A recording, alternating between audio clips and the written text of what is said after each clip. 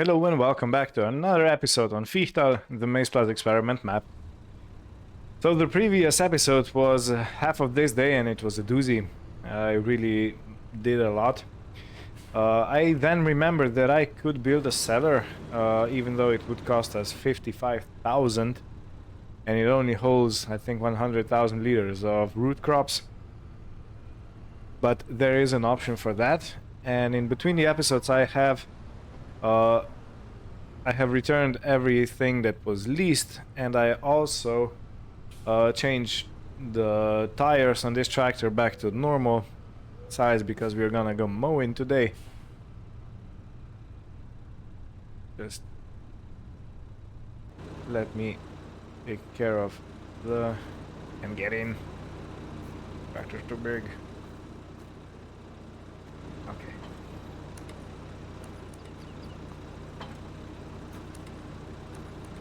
Okay, everything is set up. What was I talking about? Yeah, in between the episodes I have took care and put away all the machines, cleaned the trailer. It was very dirty, and I'm not gonna be using it for the foreseen future.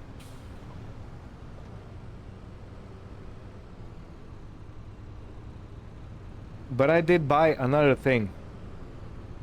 And it's quite a fun thing, I think. It's actually part of the Bavarian farm pack, I think. And it's that little shed you see right next to the bunker silo. And would you guess what it is? It's a tool shed for the front loader tools. Because I was running out of space where to put all the tools that I have. So here are the telehandler tools, and that meshed bucket is also telehandler, and these two are front loader tools, so I can neatly have them all stored on the cover where they are safe from weather and other kinds of effects.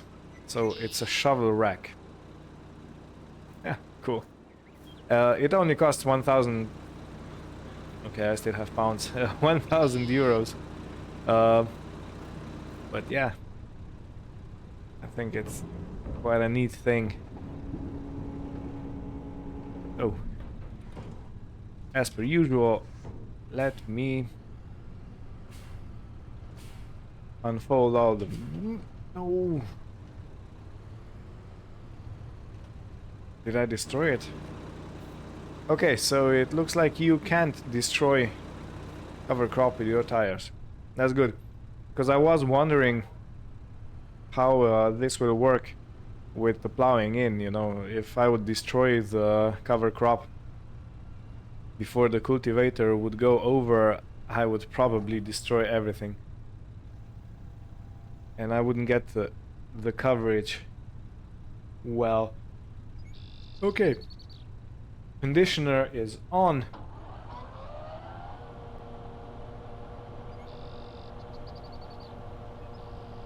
Because I need that conditioner on. Otherwise I'm gonna have to ted once more, and it was sunny the whole day, so the grass is quite warm and dry. And let's go.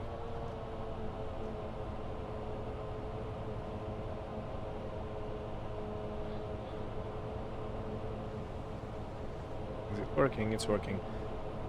So today's plan basically is to mow all 3 fields and then ted them once, and I'm gonna have to do another tedding in the next day, and then windrowing, and then baling, and then collecting. So the next day is gonna be also a very busy day. But this is how life is on the farm. We'll rest when we're done. I'm not worried about getting the fields ready for, you know, cultivated and whatnot, because I have winter, you know, two whole months basically to do all that. But I am thinking of... Oh, I lost my train of thought now. Come on, it'll be back, don't worry.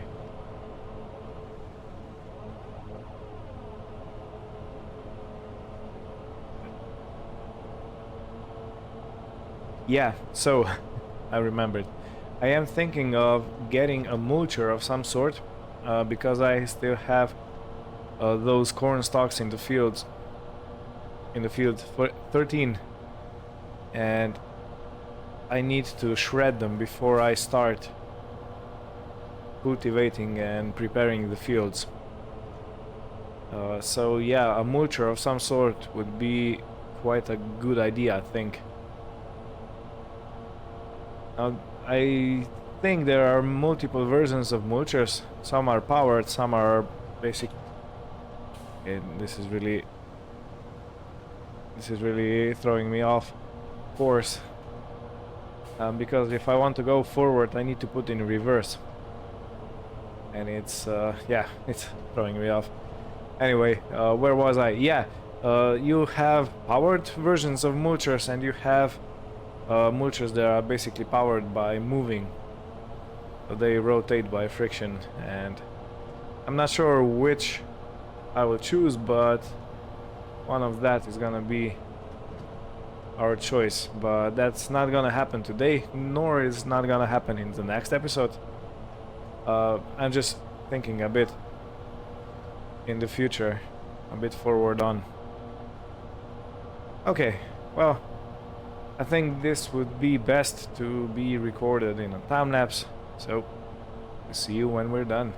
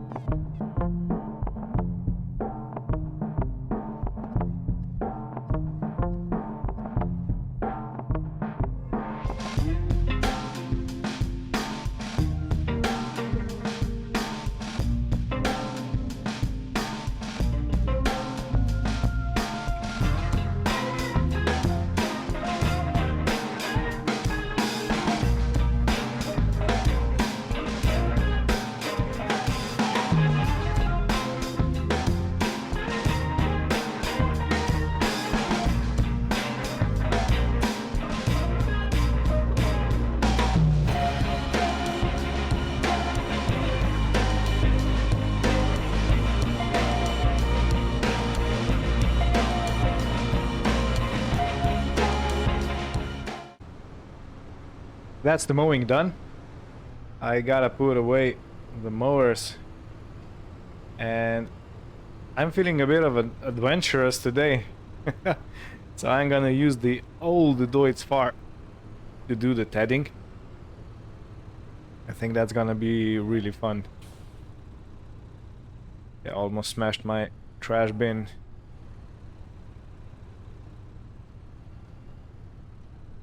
Yeah, this is a fairly long setup, so I have to make X point turn to fit it all around the corner, and I think we're good. Yeah, we're good.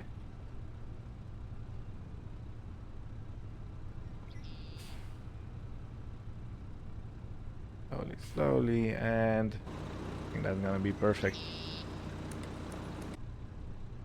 Okay, kinda sorta managed it. It was something didn't want to come off, so not sure what, but ooh, FO.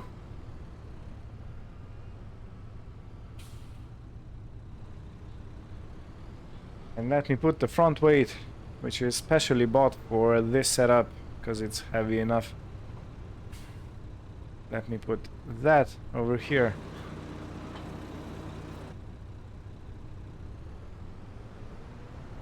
Okay, so the first part of the second part of the day is done. You gotta have a little fun. I like to have fun with words. Funny. Okay, and I think the Valtra can rest here. I have already set up the tedding machine and so the tether and the tractor. Let me just quickly check how our animals are doing. They should be doing quite okay. Okay, so we still have for 2 more days food, but I believe that maize silage is gonna be ready anytime now. Because I checked, I don't know, half an hour ago, and it was 96% tedded.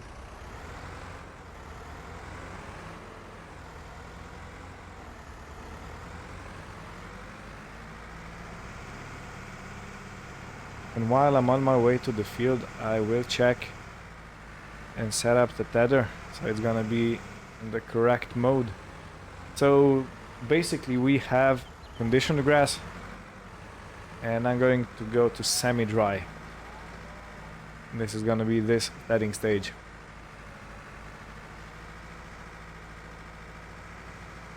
Yeah, I'm really happy with this cool storage.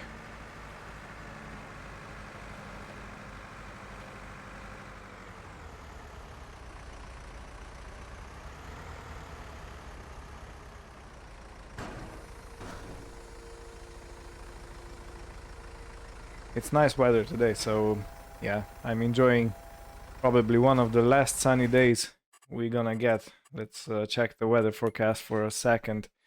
So yeah, tomorrow is also gonna be a good day, a bit cloudy, but it's gonna be warm, and then rain starts. It's gonna rain for a couple of weeks straight.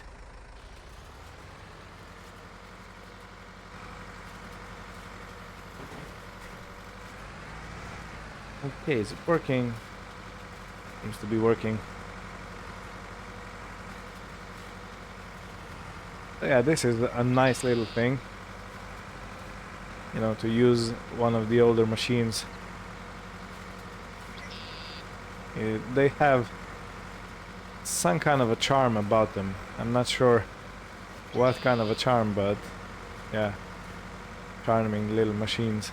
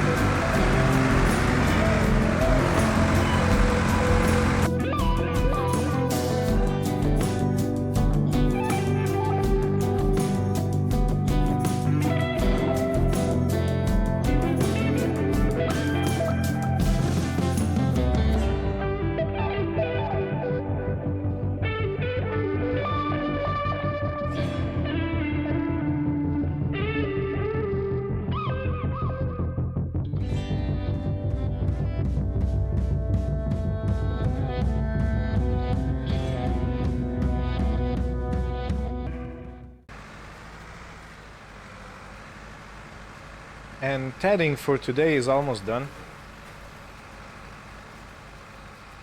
This goes quite quickly since we have a wide tether. Even though I did have some trouble getting up here with the tractor because it kept pushing front wheels in the air. But we got here in the end. There is something therapeutic in doing grass work, at least for me, because of all the smells, and yeah, the smell is really good, you know, the hay and stuff, or drying grass. And I think I missed a bit over there, so I'm gonna have to go around. And yeah, so in between the episodes I'm gonna do this one more time to ted everything into hay. I think I'm not gonna show you that because, you know, you've seen it now and it's gonna be exactly the same, except that the color of the hay is gonna be different. And then I need to row it up, bale it, and transport it back to the farm, and then put it into the shed.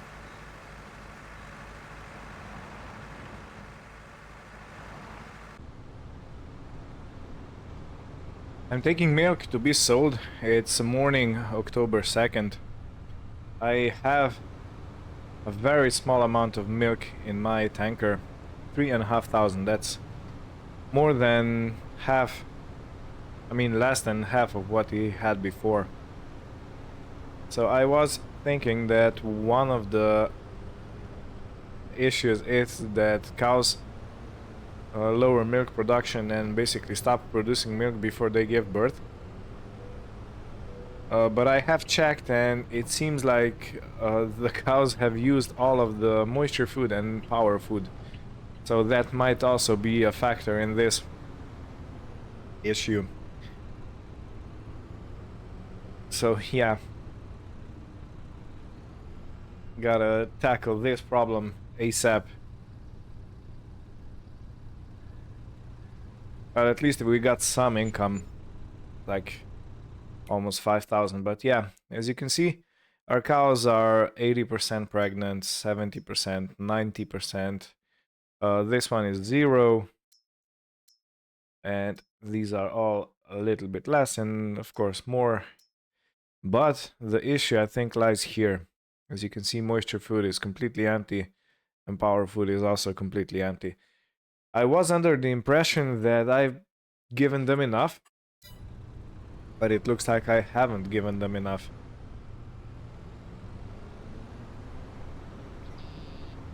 Yeah. So a quick solution could be that I buy maybe 2 more pallets of moisture food and 2 more pallets of power food and just drop it in to the feeding trough. That's one way to tackle this, because I think our other ingredients, so maize silage, is also ready, completely fermented and stuff like that, so it might be good to simply bridge for now. I know I've been saying this a lot, but to bridge the gap between me feeding the cows with our own products and just buy these 2 missing components. Because today is planned to be a very busy day again, so yeah, another tedding session, another windrowing session, baling session, and then take it all back to the farm, putting in the barn.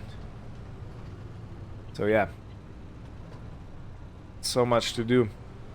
I don't think I'm gonna have enough time to do the feeding with our own components, and this is why I'm gonna choose to do the buying option. So again, I'm gonna take probably 2 crates of carrots. I have to check if that's the right ingredient, and 2 crates of mineral feed, and just dump it into the feeding trough.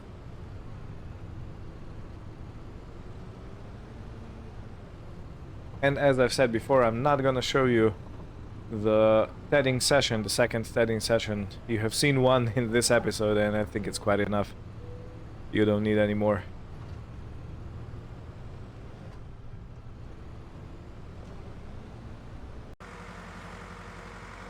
And that's all 3 fields turned into hay. So I'm gonna put this away, and I'm gonna change the tractor, row it all up, and this will be it for this episode. Let me just put this in its resting place.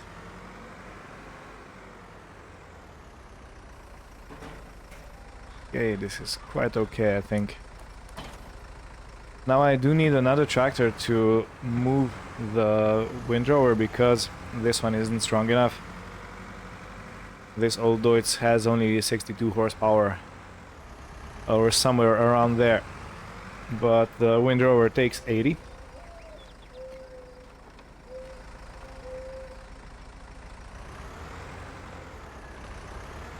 Let me put this beauty away. And let's take the other Deutz.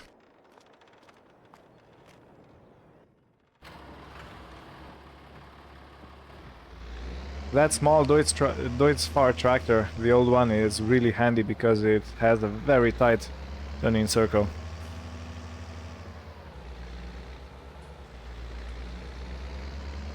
These tractors all have bigger turning circles, but they also have more power and, you know, 4-wheel traction and whatnot. Oh, they want that. Yeah, that's the setting I want.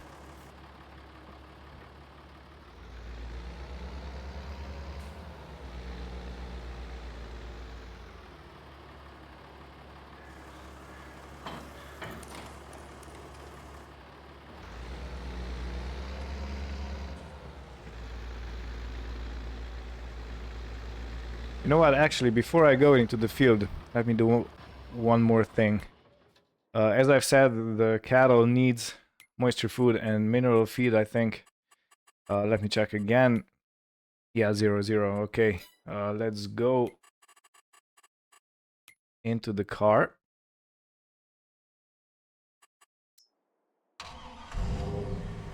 And take the trailer to the store and load a few of these ingredients.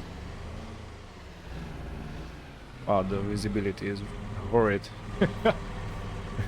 Yeah, okay, close enough.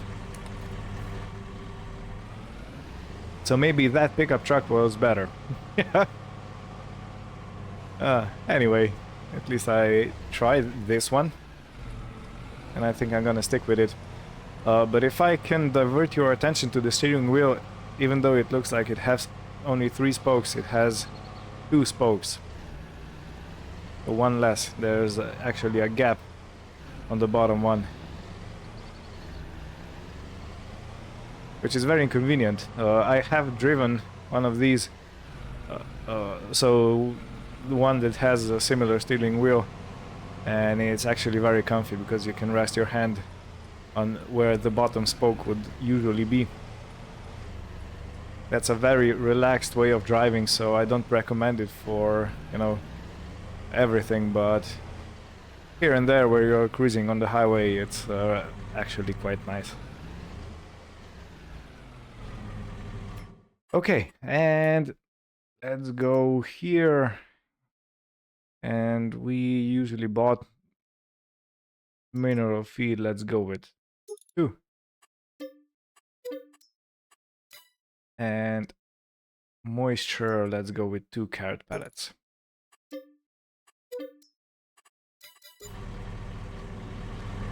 Okay, the trailer's all opened up. Now to load it.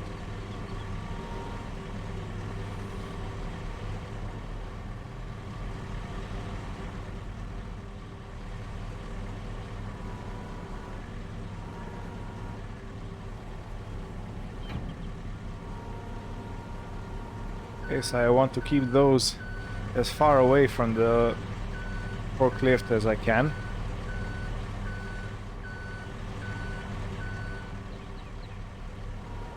so I can reach the furthest in the trailer. Are we good? Yeah, we're good. Okay.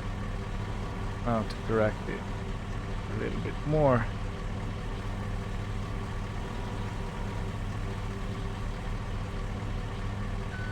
Good. So the mineral feed should fit nicely behind it. These trailers are amazing that have tires or wheels and wheel arches to the side of the trailer, because you can actually put a pallet sideways into the trailer bed.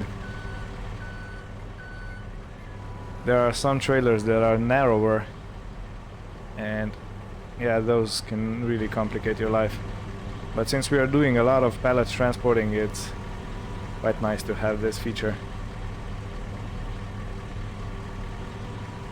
Okay, almost done. Let me just push it in a bit.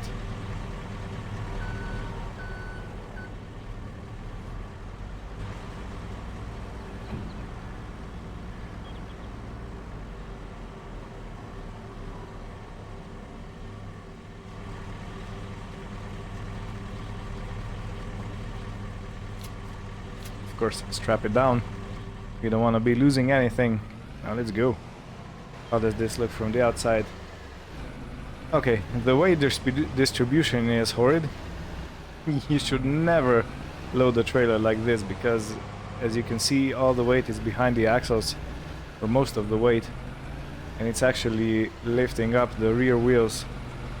So it's putting some strain on the hitch, and this is not the kind of strain the trailers are designed for. They're designed to push down on the hook, so on the hitch, and this is actually pulling up on the hitch, and you can have very serious problems if the trailer gets loose.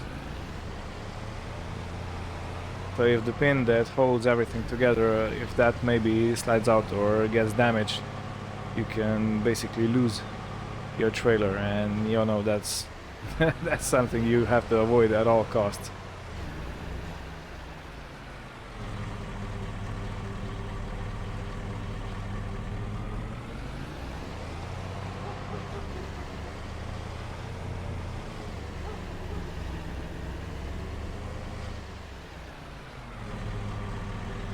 Alright, I think I'm gonna have to reverse it in from the other side.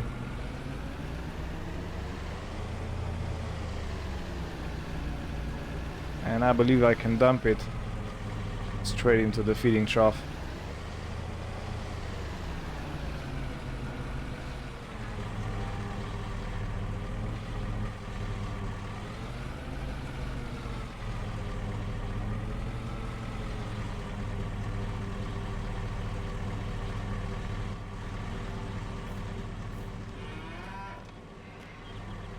So let's do this real quick, and then I'll do the wing drawing in the time lapse, and yeah, that is going to be it for this episode. Okay, let me check on the cows. Good, so they have something to eat again. I'm gonna just leave this here, and yeah, let's do the wind drawing.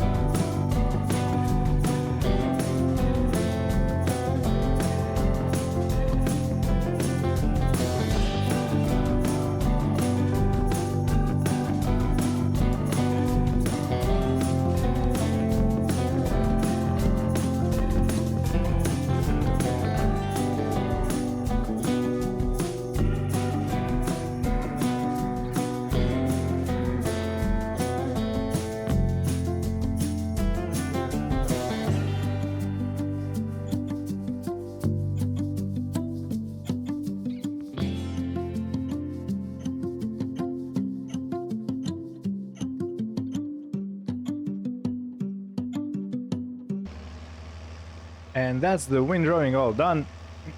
So next time the baler comes out, and then we collect all the bales, bring it to the yard, and then I think I'm gonna start feeding our cows the proper realistic mix. We have all the ingredients ready now, so that's gonna be fun. And it's gonna be an experiment. I still need to calculate the amounts of liters of separate ingredients that I can put into the mixer, so I can make an optimum mix and use the ingredients I have the most amount of, to use mostly those ingredients, so the feeding is gonna last longer. With this, I will thank you for watching. Hope you had fun. Take care and see you in the next one. Goodbye.